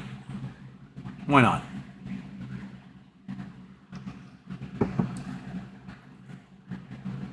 Robert Menson, don't understand how BBBY is going to stay open when Overstock has bought all the intellectual property. Name change and the stock remains. Explain more, please. Yeah, you've got the dealer network, like the vendors you have, get products from these guys. You just say, hey, Bed Bath & Beyond is now Home Store. And then you just do a whole thing of advertisements, and everyone goes, huh, Home Store. Wasn't this a Bed Bath & Beyond before? And they go inside, and they see all the same stuff, and they buy the same stuff. That's how it goes. And you tell them to still accept the Bed Bath & Beyond bucks or whatever, and everything's fine. Julio, my perk included pink lemonade. Still waiting. Oh, dude. Every day like this, I just drink so much pink lemonade. Pink lemonade is truly like the greatest drink of the summer. I know Iggy will pop in and say, no, it's Arnold Palmer, but the thing about Arnold Palmer is that includes tea, and tea is gross. Let's face it, pink lemonade is king, always will be king. I can't imagine a more refreshing drink existing on a hot day than pink lemonade. Pinnacle Photography got some coordinates for us. Where are we going? Going to the Southern Hemisphere? Going to South America? 76 degrees?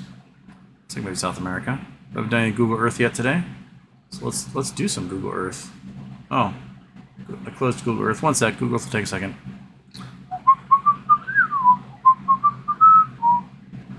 Google Earth, don't you open that window. You open the other screen over here. Nah, you bastard. Over here. Over here. No, what is your problem? What's your damage, man? Ah, quit it. Arrgh. There we go. What the happened? What the happened? Why? Google Earth, figure yourself out, man. You're like... Okay, now I can put it into this screen. And now I can make it big. And now I just accidentally closed it. You son of a biscuit. One sec, I'm having some Google Earth issues here. It does not want to sit in my screen the way it should. There we go. That's all I wanted. That's all I wanted, Google Earth. I wanted you to just be on this monitor. Okay, now, up in this spot. Looks like possibly somewhere in South America. Looks like we're going to Peru. Looks like we're going out to this mountain. Looks like we're going to this spot right here. And we are at a hill. We're on a ridge, on a hill, San Antonio Pass. It's like a hiking trail there.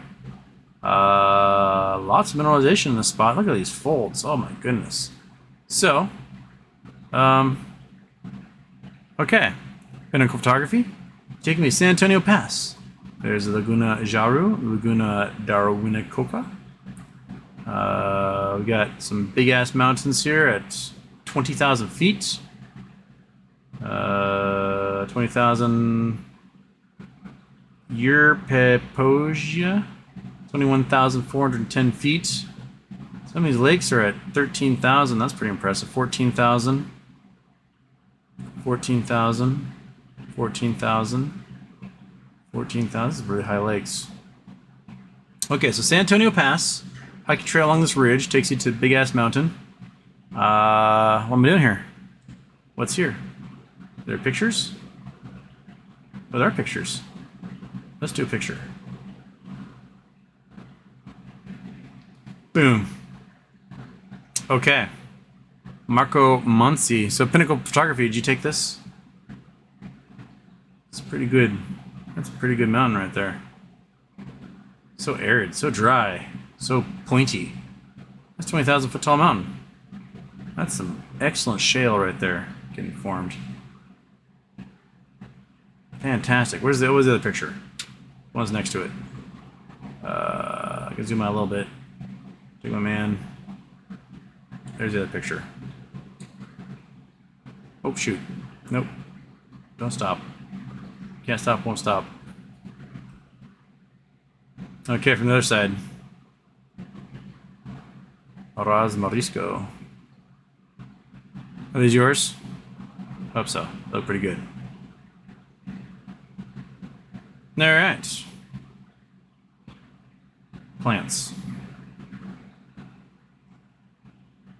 I want to go smash these rocks.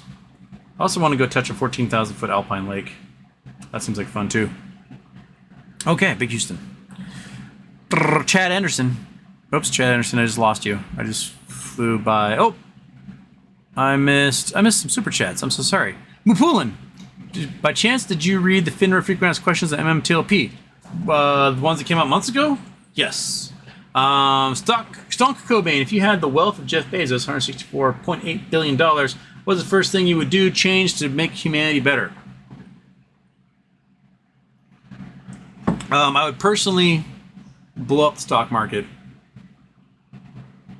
by forcing Jimmy to move. And number one, I would just absolutely obliterate the stock market.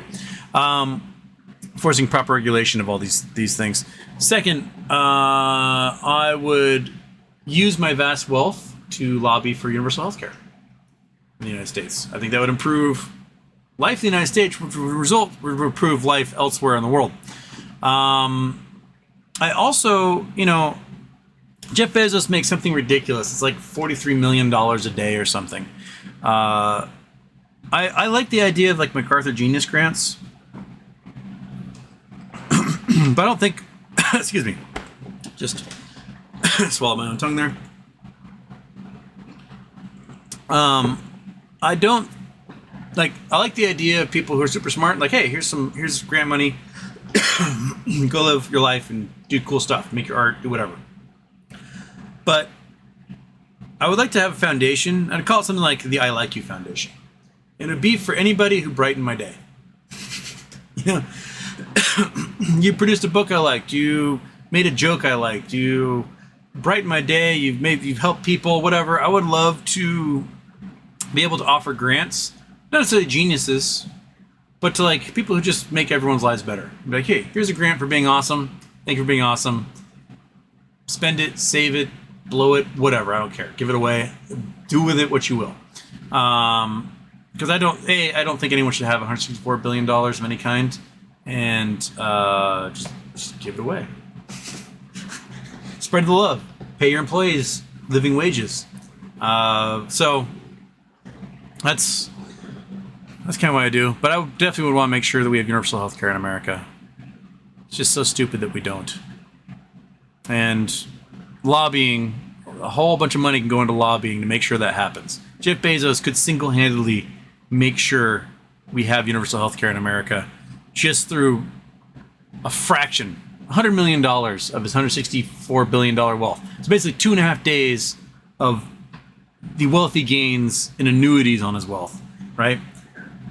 Could be enough to change the tides of healthcare in America.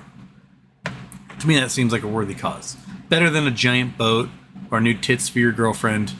I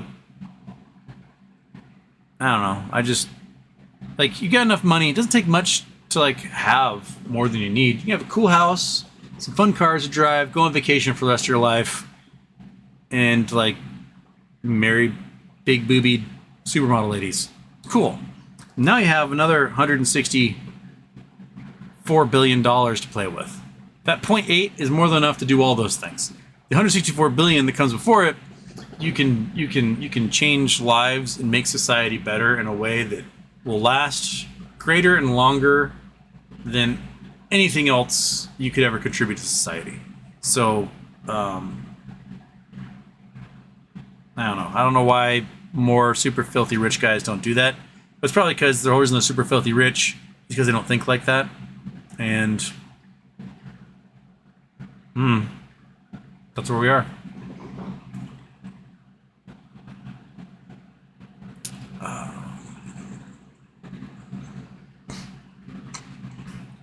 Okay. Oh, where were we? There we go. Okay.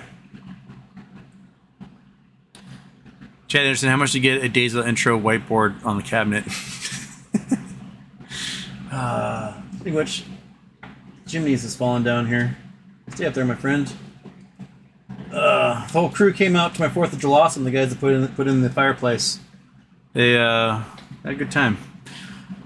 Their kids were hilarious. They were like slipping, sliding like crazy, bounce housing like nobody's business. There's one little girl who was like doing flips and cartwheels and stuff, and she never done gymnastics class before. Her mom was like, "Oh yeah, she learned it all on YouTube," which is just phenomenal. So my sister was trying to convince the mom, like, "No, send her to gymnastics class. This kid obviously loves this. Get her going."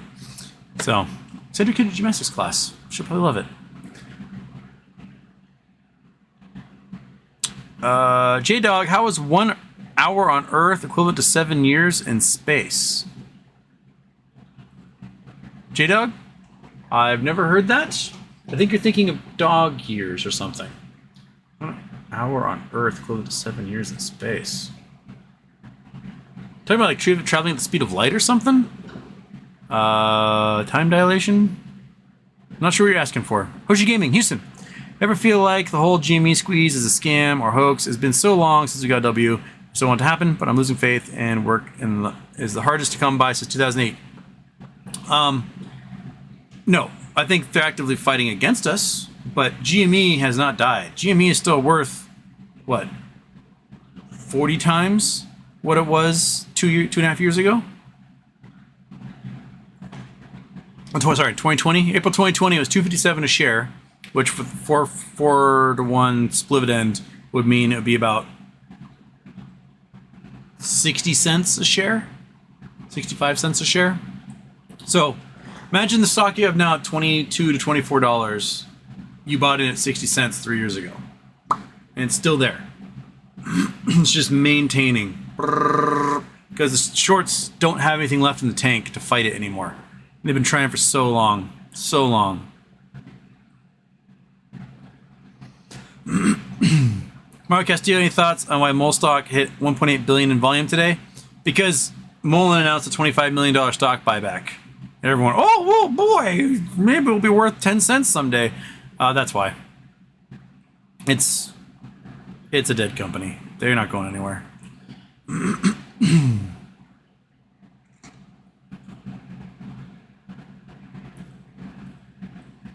True Soul, I'm dyslexic. I'm looking for an app reader that shows one word at a time so I can read faster. Mine can recognize and read single words at an astonishing rate. Yeah, that's what that cool text, all it does is like, it makes like the first 3 letters bold and then the rest normal text, and you can read so fast with it like that. As you heard, I am what is nowadays called neurodivergent, and I will read all over a page unless I'm sitting reading for leisure. Hope the bionic reader helps. Noted. It's a free extension for Chrome, by the way.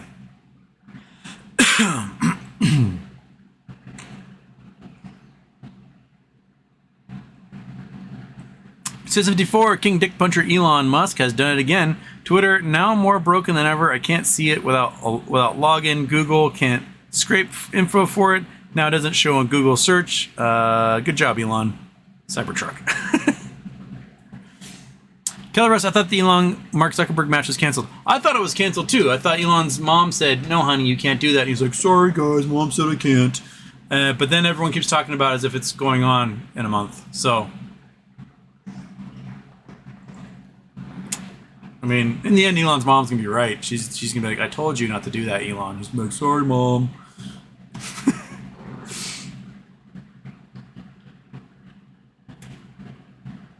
Since 54, Ron DeSantis is doing so bad they asked him to stop campaigning to slow his free fall.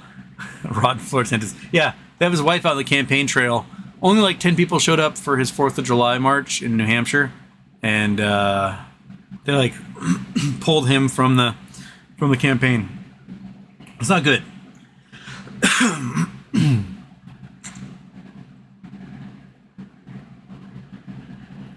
JL 2023, hey Houston. I'm an hour behind, so please ignore or discuss, but are you creating a Threads account? I have not done so yet. Where do you think you're going, monkey? You gonna leave this place? I don't know if I will.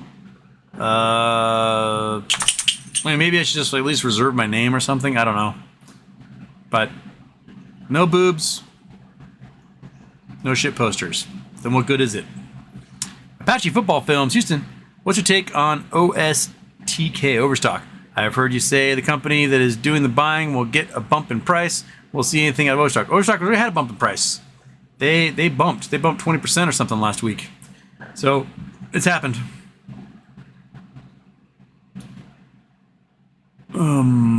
What other plays? Oh, that's about 64. CBDC is mass control. Those guys at WEF talk about how much they can prohibit from purchase with it. They say it's to stop illegal acts, but if they can prohibit one thing, they can prohibit everything. Prohibiting the purchase of things doesn't help anybody because you need to have a free flow of capital in order for rich guys to remain rich. If you make it so that rich guys don't have people buying stuff from them anymore, then they're no longer going to be rich. So I don't know why someone would plan the obsolescence of being able to have a consumer society when that consumer society is the only thing that makes you a rich person. It seems to me like kind of a bad idea to do. It'd probably be much better to allow more consumer spending, thus make rich people even richer. But that's just me, a poor guy who's talking about that. So what do I know?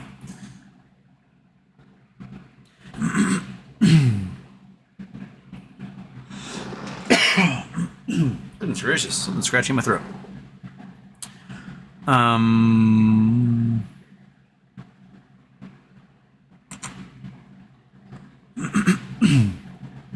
Yogi, 2012, I'm a brown belt in Brazilian Jiu-Jitsu. Zuckerberg is pure white belt. That's probably not enough to overcome the size advantage, especially with someone who has some degree of training. Well, I mean, I think Zuckerberg's going to kick his ass. Also, grappling match between two white belts will bore both general public and grapplers. Zuckerberg's been doing Brazilian Jiu-Jitsu for a lot longer than that. What belt in BJJ in Jiu-Jitsu?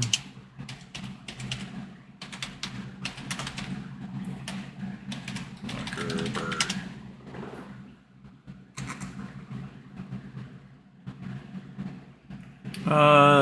BJJ Tour. Zuckerberg achieved remarkable success, winning gold medal in the No-Gi Master 1 white belt feather division, securing silver medal in the Gi Master 2 white belt feather division.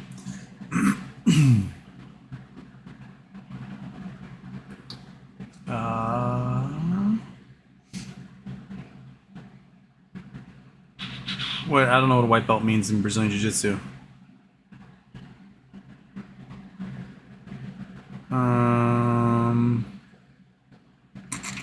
Zuckerberg trains with Kai Wu, professional mixed martial artist and jiu-jitsu black belt, who confirmed the growing presence of individuals like Zuckerberg MMA gyms. Despite facing intense scrutiny as a business leader, Zuckerberg actively participates in training sessions, also pushing his limits, embracing new challenges. So,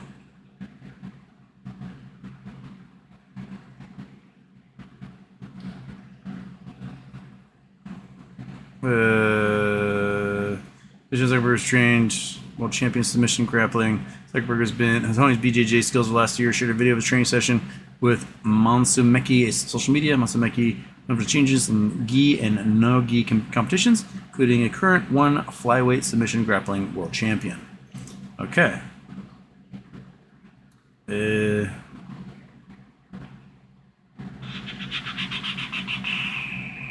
Holding white belt in Master 2 lightweight division. I don't know what white belt means. Jiu-Jitsu. I should look that up. What is a white belt in BJJ? So that's the first belt. Okay, the rank is held by practitioner of new art, no prerequisite. Okay, so anybody can be a white belt. All right.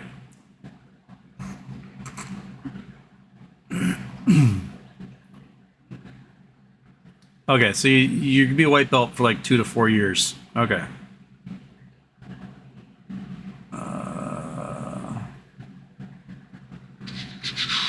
All right.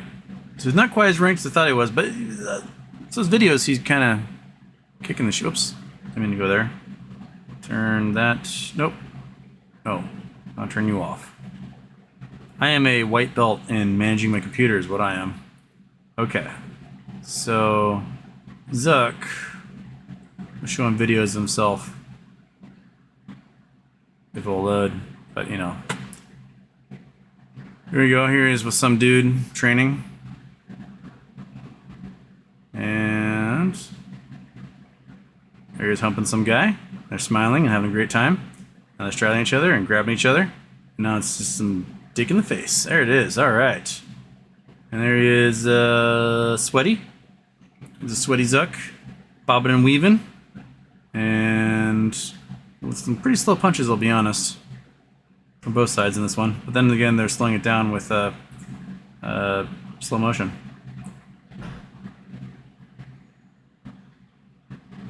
There they are. They're grabbing. They're straddling. Humping each other. There they are, making out. And having a great time. There they are doing a little scissoring. And putting dicks on each other's backs. That's just, yep, Brazilian Jiu-Jitsu. It's pretty homoerotic, if you ask me. It's, whew, need a cigarette after that one. Okay.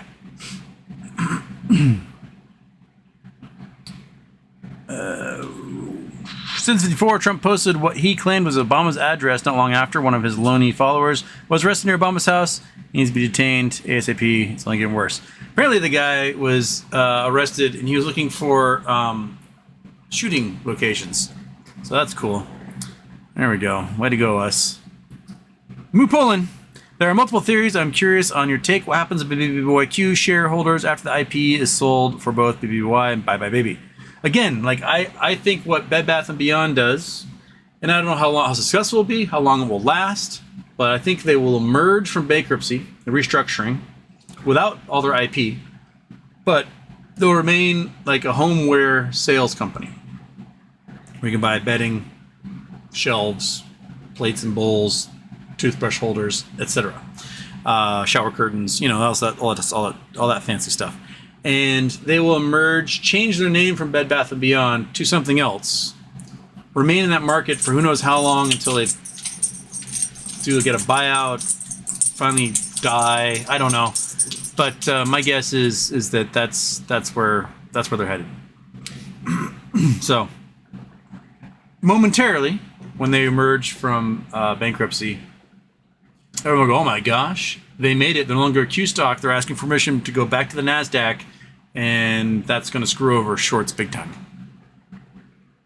Fingers crossed. Or, you know, they go into irrelevance, stock becomes worthless. That's where we are. I think it's going to be either or on that one. Dr. Spurgeon, the Sturgeon Surgeon, Houston, when they take the buy button away again, do you think everyone will panic sell, or will we hold longer this time because we expect the buy button to be taken away?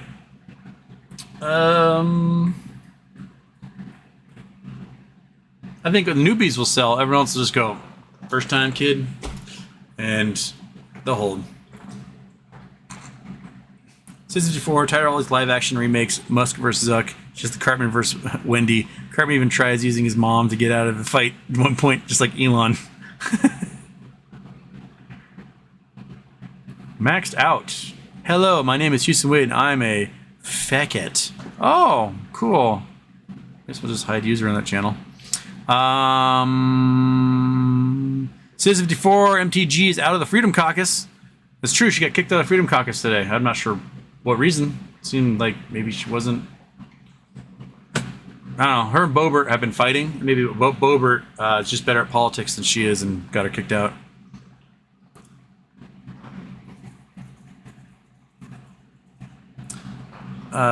Jeff Strong, so it'll crack like that roller coaster in North Carolina, I believe. Yeah, that's probably what's going to happen in China. Bat Bones, you look like you got some sun. I got a lot of sun. I'm very sunned. I'm very red. I'm warm. Everything's warm. Dog's warm. House is warm. The fat belly cat has now been too warm. Now he's going downstairs where it's actually cool and pleasant. Elamon. All Palmer's truly the king beverage. I will die on this hill. You will die on this hill.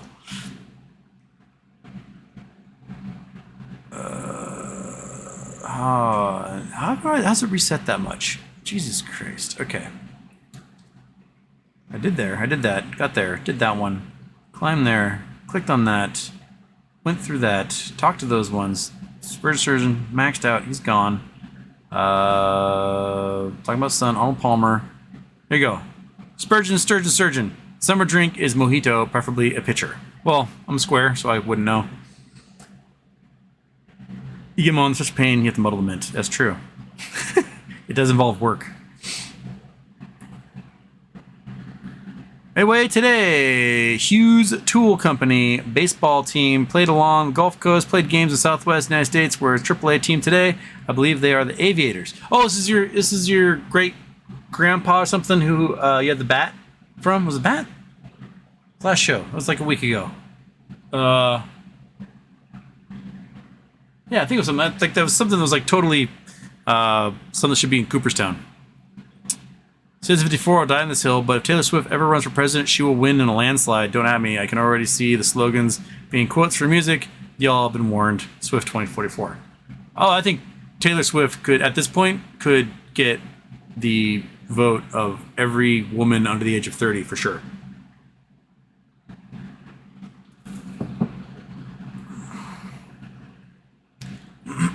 Input noise, cash for leases of baby and equity for stock to force short closure.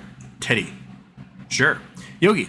I think Zuckerberg will eventually be good. He's very intelligent and these guys process quicker than most. He also is able to train with some of the best, but I've seen his competition videos and he's not there yet. Did I miss a whole bunch of chats? But no, I guess there wasn't much chat going on for like that 20 minutes there. So I somehow made it to the end. Deadly X-Bear, do you believe in ghosts? My wife was upstairs, I was downstairs. She swears she saw someone all gray walking out of the room. I checked the whole house, nothing. I am not a believer in ghosts. I've heard many a ghost story. I enjoy them very much. I've never seen a ghost. Never thought I saw a ghost. Been to lots of creepy, lonely places by myself. Never saw one. People are like, you're just not attuned to it. Like, I'm also not crazy. So no, I'm not. I don't believe in ghosts. I mean, if you're gonna die, then why are you gonna haunt stuff? And like, the places people haunt are so stupid usually. Like, oh, I'm gonna haunt the janitor's closet at the local middle school, or whatever. Why? Oh, I'm gonna haunt this house that was abandoned. Cool. But like, if you're gonna haunt something, why don't you haunt, like, I don't know, the lobby of... I think there'd be a lot cooler places to go haunt, in my opinion. Uh-oh. Looks like... Oh, data was just lying at me saying there was no data, but there was data. It was just a big fat liar saying there was no data. Yeah. So I'm at the end. I made it to the end of the chat. Holy smokes, right, monkey? I also have that much water left. Not very much. Now I have no water left. I am waterless. And I'm at the end of the chat. And got no coordinates to go to. Woo! I think it's just residual energy loops. Kim Houston, I'm going to be slightly stupid and sublime on Saturday. Oh, going too slightly stupid and sublime on Saturday. Do you like these bands? Any summer concert plans? I wasn't aware Sublime still played because didn't like the guy who wrote all their songs die 20 years ago? 25 years ago. So I didn't know Sublime was around. I don't know Slightly Stupid. I don't know if I can name one of their songs. I'm not a big ska dude. Yeah. I don't have no summer concert plans. None. Absolutely zero.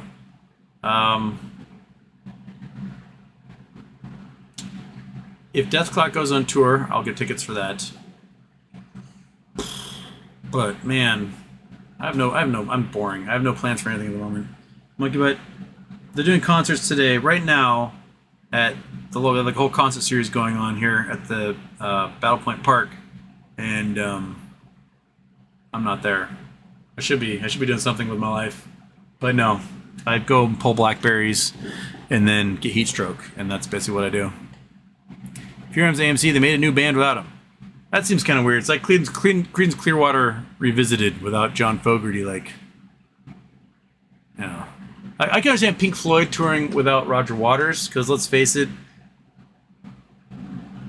Gilmour writes better songs than Roger Waters. Like, the Final Cut, which was the one that caused the band to break up, where it was like songs written by Roger Waters performed by Pink Floyd. The rest of the band was like, the hell you didn't. And they broke up after that. Was Pink Floyd's worst album. The album's garbage. That is a garbage album. Roger Waters feels ashamed. David Gilmour's solo albums are better than any of the solo albums that Roger Waters ever made. And it's like, you know, everyone's all talking about how, like, Frank Black is the man, the Pixies, and the Pixies are Frank Black, blah, blah, blah.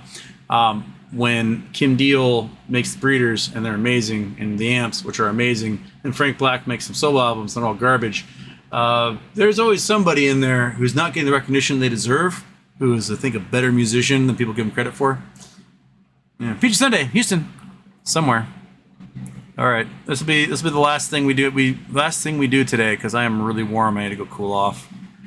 Google Earth. Get rid of Mark Zuckerberg here. Go to Google Earth. Bam. Where are we going, Peachy? Bam, bam, bam.